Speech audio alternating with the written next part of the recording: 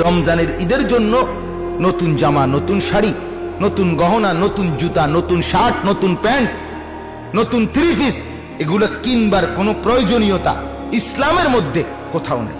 ফরজও না, ওয়াজিবও না, সুন্নতও না, নফলও না, মুস্তাহাবও না, কিচ্ছু না, ঘোড়ার ডিমও না। বিশ্বাস করেন বাবা, কিছুই নাই। পবিত্র কাপড় পরা সুন্নত, পরিচ্ছন্ন কাপড় পরা সুন্নত, আর সেটা শুক্রবারেও সুন্নত, সেটা কোরবানির ঈদেও সুন্নত।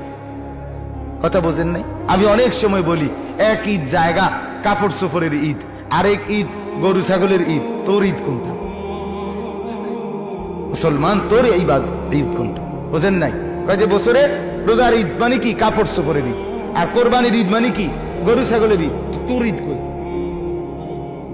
কিরে মুসলমান, তোর ঈদ কই? একটা তো গরু ছাগলে নিল, আর একটা তো হাফ প্যান্ট আর ফুল প্যান্টে নিয়ে গেল, তো তুই কো? হেবড়া ভাত। ঠিকই কইছেন, হেবড়া ভাত। আল্লাহ আমাদেরকে মাফ করে দেন।